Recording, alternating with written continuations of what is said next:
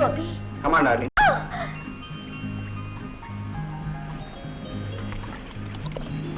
I love you so much.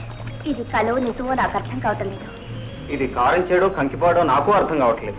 అంటే అదే బుర్ర జీరో అయిపోయింది. నిన్ను చూసానా గుండె ఆగిపోయింది. ఒళ్ళో చేరావా మతే పోయింది. పొండి మీ మాటలో మీరును. సుందరి, ఇవాళ హెల్త్ సెంటర్ లో పోయిన అమ్మాయి ఎవరు? ఎవరో ఏవో ఇలా వచ్చింది అలా పోయింది. పాపం మతిలేని అమ్మాయిటగా. చిచ్చే, ఎవరు చెప్పారు? లక్షణమైన అమ్మాయి. నేను మాట్లాడానుగా, ఏ జబ్బు లేదు. మరి ఎలా చనిపోయింది? అర్ధరాత్రి వేళ ఆత్మహత్య చేసుకుందట. శవాన్ని ఎక్కడ పాతి పెట్టారు? పాతి పెట్టి అలవాటే లేదు. స్విమ్మింగ్ పూల్ లో తోసేస్తారు, అదే కొట్టుకుపోతుంది. తోసేస్తారా?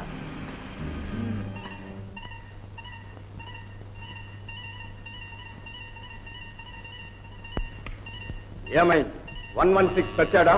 లేదు బా, స్టీమ్ బాత్ నుంచి తప్పించుకున్నాడు. Is it? క్షమించండి బా, నేను మనస్ఫూర్తిగా ప్రయత్నించాను. నాకు కావాల్సింది మనసు కాదు, ఫలితం. 116 అంటే నీకు ఇంకా తెలియదు. వాడు దొంగలకు దొంగ. ఎంత కిలాడి దొంగైనా నా నుంచి తప్పించుకోలేదు. మరొక అవకాశం అండి బా, వాడిని మర్చేసి పారేస్తాను. అది చూస్తాను. ఆ తర్వాత నువ్వు అడగడము ఉండదు, నేను వినడము ఉండదు. This is your last chance. Understand? Yes బా.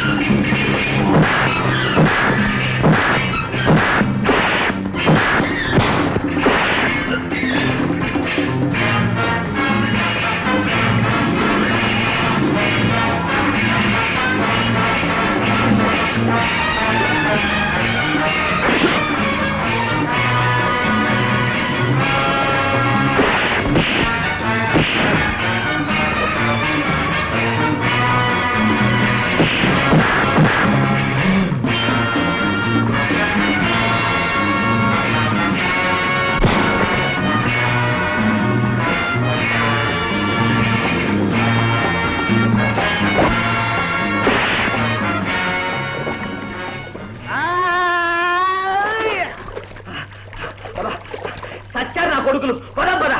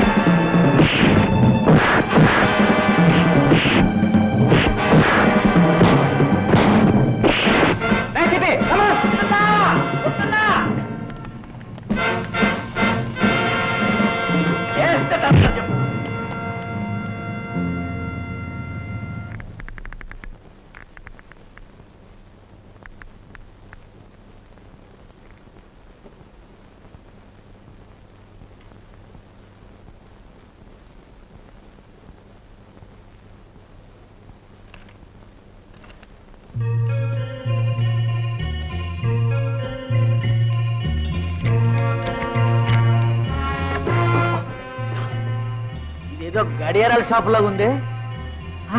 అబ్బబ్బబ్బబ్బబ్బా, ఎన్ని గడియారాలు, ఎన్ని గడియారాలు!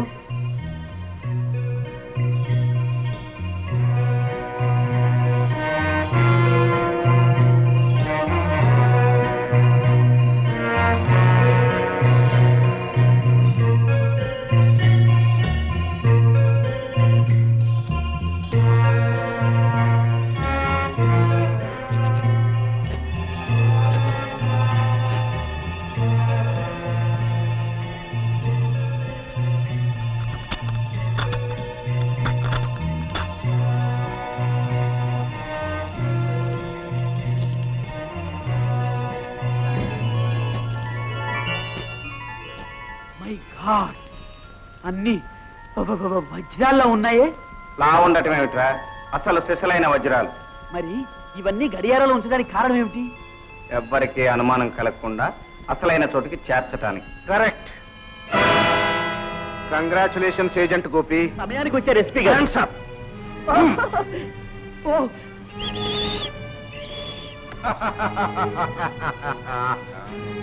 ఏం గోపి, ఆశ్చర్యంగా ఉందా? ఇందులో ఆశ్చర్యమే ఉంది. నా అనుమానం నిజమైంది. అనుమానించావా? అవును. మొదటిసారి నన్ను రక్షించినప్పుడు దెబ్బతిన్న డ్రైవర్ నీకు దారి చెప్పాడని నాకు గుర్తుందా? అతను మామూలు డ్రైవర్ కాదు, మా డిపార్ట్మెంట్ మనిషి. వాట్? 10,000 ఇచ్చి బెదరగొట్టి పారిపోమన్నావు కదూ, మాకంతా చెప్పి నీ డబ్బుతో హాయిగా పారిపోయాడు. అలాగా? పెద్ద తెలివితేటలు ప్రదర్శించావు. రోజుకు 10 మందిని చూస్తుంటాను ఇలాంటి చవటగాళ్ళని. నోర్ముయ్, బైరా వీళ్ళని కట్టుబడి. కూర్చోండి. ఏ నుంచుంటే కట్టలేవా?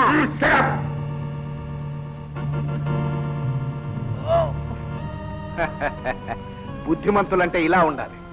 మిస్టర్ 116, అంత అనుమానిస్తే అప్పుడే నన్ను ఎందుకు అరెస్ట్ చేయలేదు? నీలాంటి ఉడతలతో నాకేం పని? నాకు కావాల్సింది మీ బాస్. ఐఎమ్ సారీ, మా బాస్ను నువ్వు ఈ జన్మలో చూడలేవు. మీ ఇద్దరి బతుకులు ఇక్కడే ఆఖరవుతాయి. మిస్టర్ రాజారావు, ఇంత పెద్ద ఉద్యోగం చేస్తున్నావు, దొంగలతో చేతులు కలుపుతావా? ఏం మాయరోగం అయ్యా నీకు? జీతం చాలేదా? వీడు అసలు రాజారావు కాదు, డూప్లికేట్. కరెక్ట్. నువ్వు నిజంగా ఏజెంట్ గోపి అనిపించుకున్నావు. నేనెవరో తెలుసా? నేను ఆ ఫూలిష్ రాజారావుని కాదు. I'm boss number 2. Mister Gopi, ఇది వరకు వచ్చిన మీ డిపార్ట్మెంట్ వాళ్ళకి నువ్వు సులభంగా దొరికిపోతావు అనుకున్నాను, కానీ చాలా తిప్పులు పెట్టావు. నీ తెలివితేటలకి నా జోహార్లు. పైన వీళ్ళకి స్పెషల్ ట్రీట్మెంట్ ఇద్దాం పద.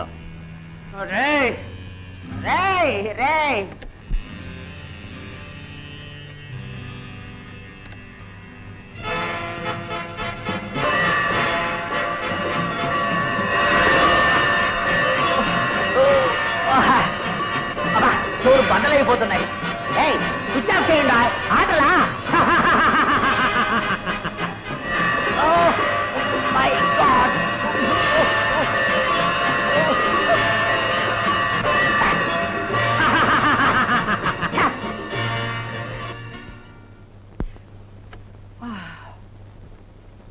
అబ్బా! ఎలా ఉందో మా ట్రీట్మెంట్? నీ మొహంలా ఉంది. కరెక్ట్. అవును, ఈ వజ్రాలన్నీ ఎక్కడ కడుతున్నాయి? బాస్ నెంబర్ 1కి. ఎందుకు తెలుసుకోవాలనుందా? చావు ఒడిలో ఉన్నవాడి పాపం నీ కొరకెందుకు కాదనాలి? ప్రపంచంలో ఇంతవరకు కనీ విని ఎరుగని ఓ శాస్త్ర పరిశోధన కొరకే ఈ వజ్రాలు. ఆఖరి క్షణంలో మా సైంటిస్ట్ హార్ట్ అటాక్ తో చచ్చిపోయాడు. అప్పుడు నువ్వెందుకు పోలేదు? అందుకే ప్రొఫెసర్ మేనన్ ని బ్లాక్ మెయిల్ చేసి తీసుకొచ్చాం. కానీ నువ్వు ఆయన్ని మా నుంచి రక్షించి తిరిగి మాకే జాగ్రత్తగా అప్పచెప్పావు. ఇప్పుడు ఆ ప్రొఫెసర్ మా ల్యాబొరేటరీలోనే ఉన్నాడు. నేడో రేపో విజయం మాకు తథ్యం.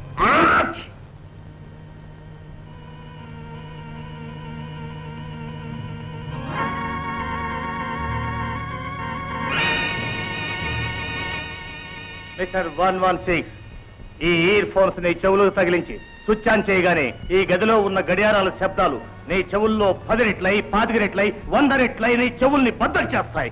నీకు పిచ్చెక్కుతుంది. నువ్వు రక్తం కక్కుని కుక్క చావు చేస్తావు. సెలవా మరి? జాగ్రత్తగా తెచ్చేడు చూడు. Okay boss. రే గడబొంగు, రే నల్లా.